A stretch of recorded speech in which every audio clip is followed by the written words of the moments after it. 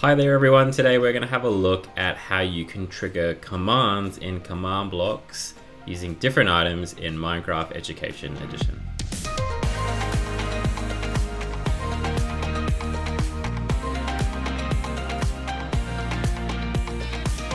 Alrighty, so there are lots of ways that you can kind of trigger or activate a command that sits inside of a command block. We're going to basically focus on ones that require some sort of pulse or impulse in regards for them to execute that command.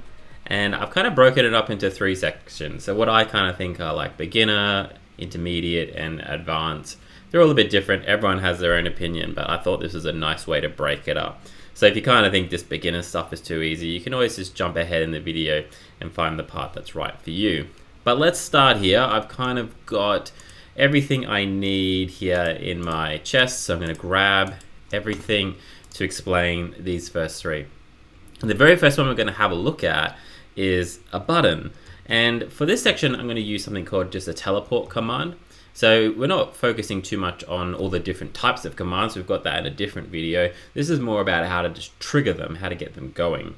So in this case, what we're going to do is we're going to type this one, this is a teleport, into this command block. So I'm going to put my crosshair over the top of the command block. I'm going to right click, and then here is where I put my command input.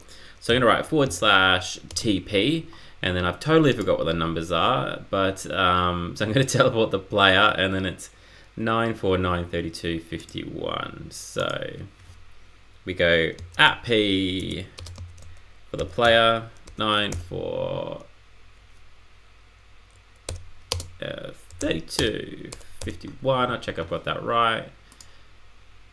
4943251. 4943251. Perfect. So basically what I want to do from here is place down the very first one I'm going to learn, which is a button. So I've got a button here that I'm holding in my inventory, and then if what I want to do is hold down shift, so I'm crouching, and then I right click on my command block and it will place the button on top of it. If you just click, like right click to place it down, what will happen is that it will keep opening up the command block and you can never put the actual button or whatever it is that you want to use onto it. So you have to hold down shift and that'll let that execute for you. So now if I press the button, you'll notice that I just kind of get teleported back to the beginning. If we just kind of focus on the exact same command, but this time what we're going to do is use a lever, but we're not going to place it on the command block. What I'm going to do is I'm going to just take this white concrete block and place it here, so it's in front, and then I'm going to take my lever. I don't need to hold shift to do this because it's not a command block. I'm just going to place it on like so. And essentially what happens here is that you can do something called charging a block, which means that when I pull this lever, it'll kind of activate and basically it sends like a redstone signal, and it can charge up to one of these blocks, and that signal will pass through and then trigger our command block. So when I pull this lever down, same thing happens. I still get teleported over. The only thing with a lever is that if I pull it back up, it doesn't activate. It's only on the pull down, and then that will teleport me as well. The very last one we have here is pressure pads, and pressure pads are all a little bit different. We're just going to use a nice little basic one, but essentially here's my command block in here ready to go. If I right click on it, we can still see I've got my same teleport command ready to go. But what I'm going to do is I'm going to just click off to the side here onto the side of this white concrete block and cover it up. Because quite often with a lot of command block work, we like to have it hidden. We don't want people to see our command blocks. And then I've got my pressure pad here. I'm going to place it on top. And essentially all we have to do with the pressure pad is just step on it. So if I stand on it, I get teleported back. Now there are different types of pressure pads in Minecraft, and some will activate based on how much pressure is on them. So the number of items that you put on, or the number of other kind of characters in the games, but this wooden pressure pad is quite simple one. Otherwise, if you want to look at using the other ones that require more than one thing on them, you need to look at what we call the weighted pressure pads. So let's have a look here at what I think are kind of like the intermediate ones. So advancing up a bit from those basic buttons, levers, and pressure pads. Same thing here, we're going to stick with the same type of command. We're going to look at something called a give command. So remember, if you're more interested in just learning about the commands, that have a look at our video that's just on commands. But essentially, let's grab everything here that I'll need. So I'm just going to grab these items out of this chest because they're going to come in useful. And we're going to look at this very first one, which is just using a block of redstone. So we want to put this simple give command. So I'm going to place down my command block here. I'm going to right click to open it up, and we're going to write that one in. So it's /give. You actually don't technically need the /. I just do it out of habit. Give the player, so @p is player, and apple. There we go. Now, this one's quite simple. It's just that a block of redstone placed next to a command block will activate it. So if I place this down here, you would have noticed down in my hotbar that I now have an apple. So it's executed that command. And you can always check this by opening back up the command block, and it will say gave an apple ×1 to Nathan. So that's me. That's my player. So the only thing though with a block of redstone is that it doesn't charge a block like we learnt in the beginner section. Essentially, if I kind of had a block in between these, like a concrete block here, and then I placed a block of redstone, it won't charge that block to activate the command block. So I didn't receive another apple then. So it does need to kind of make direct contact with the command block itself. Our next one is a redstone torch. Now redstone torches we could talk about for quite a while, but one of the parts I wanted to share with you is that they can power vertically. So if I place this down like so, you can see that it's come up top left there, that it's given me another apple. So I have 2 apples now. And that's powering above it. And so the thing about torches as well is they can be inverted, which means that they can be turned on and off, which is pretty cool. The next one is the trip wire, and you do need 2 things for this. One, you need the trip wire hooks. So I can place down 2 of them like so, and then we have to connect them with string. So I grab my string and connect it, and you can go wider than this. We're just keeping it nice and simple. Now the same principles apply. When I step on this tripwire hook, it is going to charge this block, and that will activate the give command sitting in this command block. So if I just remove this apple from here, so we'll see it pop in again. I'm going to walk over my tripwire, and now I've got another apple there, brand new one that's just come in. Our last one we're going to have a look at here are the daylight detectors, and they have 2 separate modes. So again, holding down shift to right click and place them directly on top. And you can see I've just been given an apple again, and then I can do that again, and I got given another apple. And that's because of their current mode. But if I right click now on this daylight sensor, let me go up a bit, you'll notice that it changes to this kind of blue color. And essentially kind of nothing's happened. I haven't been given another apple, but that is because it is waiting for the light to change. So if I remove these 3 apples that I've got, and I come over here, I'm going to change this to night. And basically what's just happened, I just got given another apple. And so it's nighttime now. So it's noticed that there's a difference in the light that it's receiving. It's a bit like a solar panel, I guess.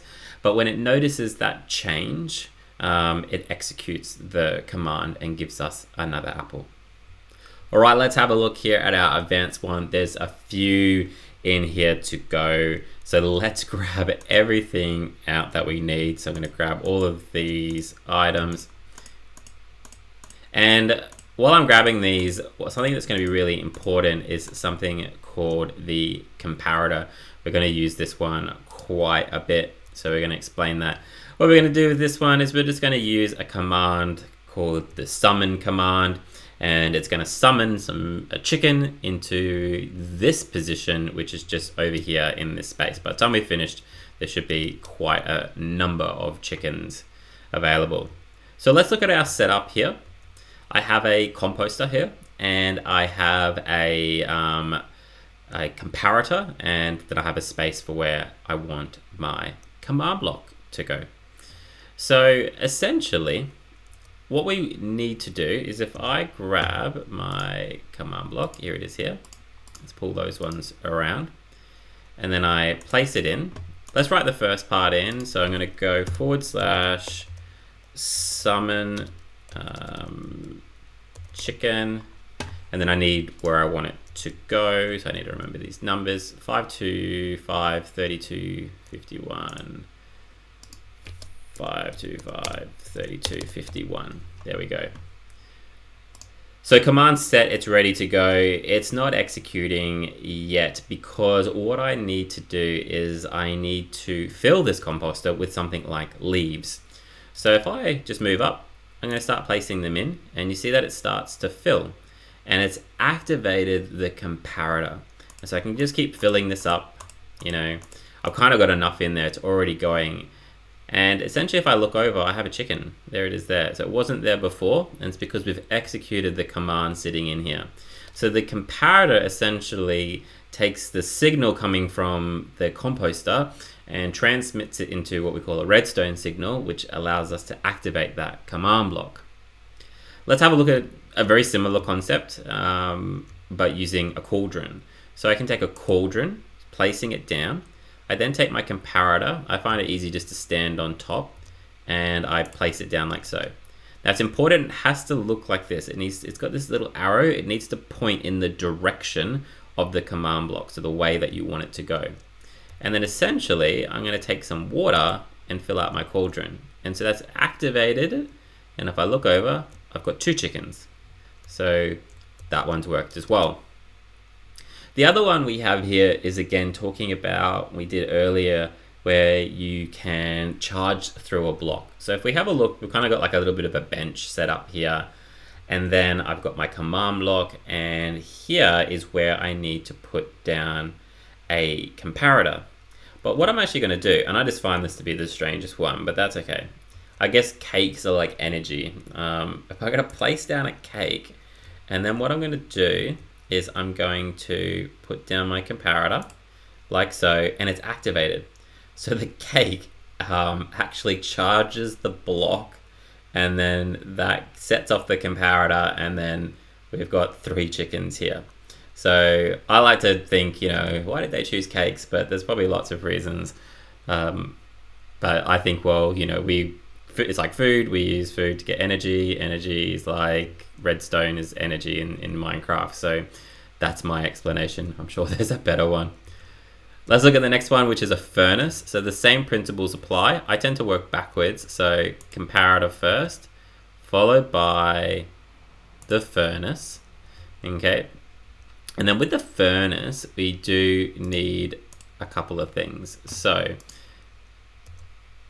here we go. So I've got some coal here. So let's pull that down, and I've got some raw gold. Let's use that. So it's not working. It's not like the cake where we just placed it down. It's working. It's more like the cauldron and the the cauldron and the composter.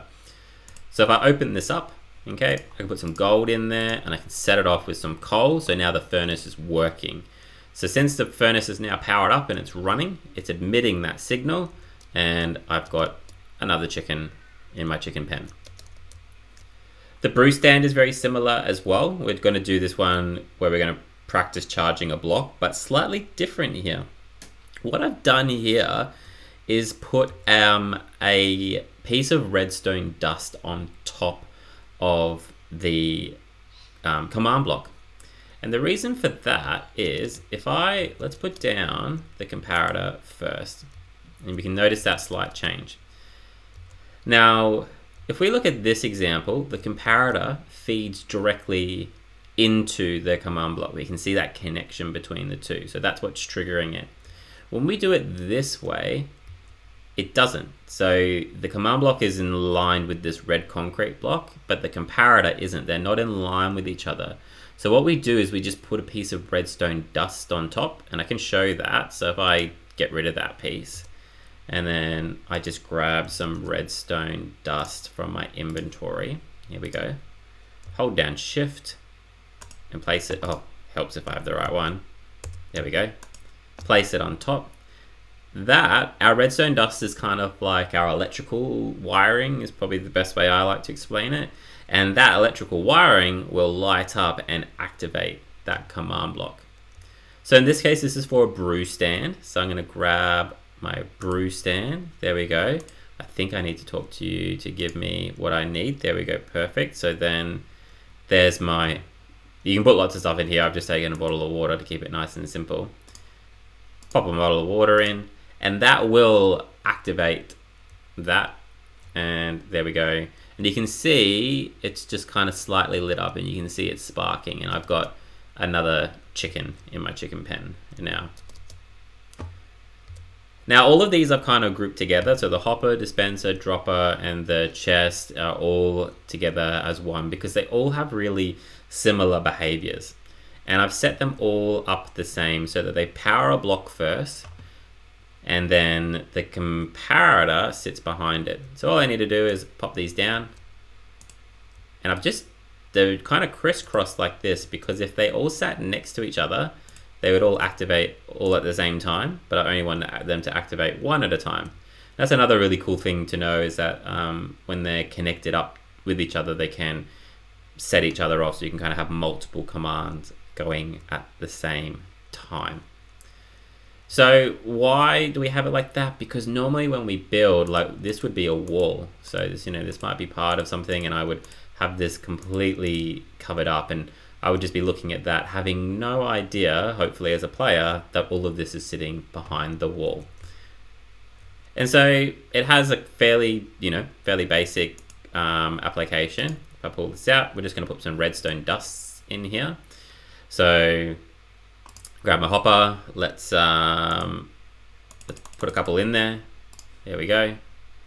Let's the same thing with my dropper. So all you got to do is put some in. In this case, we don't need many because it's so close, but essentially the more you put in, the stronger the signal it emits, which means the command block can be further away from it. And this one as well. Let's pop those 64 in there. Very good. And so if I have a look now, they're all lit up, they're all activated and ready to go. And I've got quite a few more chickens now because we kind of activated like 5 of them at the same time. All right, detector rails. Now detector rails don't require a comparator, but you kind of just need to have that basic knowledge of how they're going to work. So here are my normal rails here, and we know there are lots of other different types of rails. We're just going to grab through these items that we're going to need shortly. There we go. So let's pop our detector rail down, and essentially whenever a minecart goes over the top of it, it can set off the command block. Now typically I would have this command block under this purple block, and it's just purple to make it obvious. If I wanted it really well hidden, that would not be a purple block, it would be a white concrete block, and underneath that would be the command block. But I just have it there so it's more visual.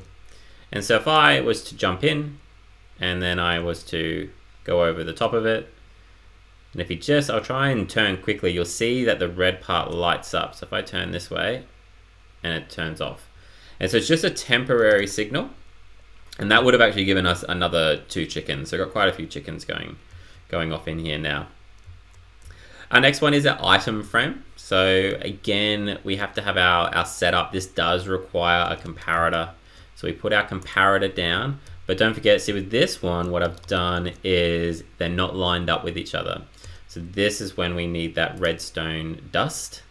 Becomes quite important. And then I hold down Shift, and the 2 are now connected. And then essentially with my item frame, I can take it here like so, pop it on the wall, and let's just take something out from here. Are you going to give me something? I think you are.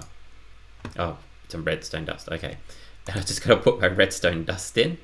Essentially, what it's going to do is it's going to charge the block, set off the comparator, and then set off the set off the command block as well. All right, our very last one we're going to have a look at is the jukebox. The jukebox again works very, very similar. We make sure that it's all connected up, ready to go. This time though, what we're actually going to do is just show that I can take some redstone dust like this and make this connection. So they don't need to be directly next to each other. Depending on the output signal you can get, it'll be anywhere between 1 to 15 in length. And then you kind of need to use some of the other redstone compartments to get it to go a bit further.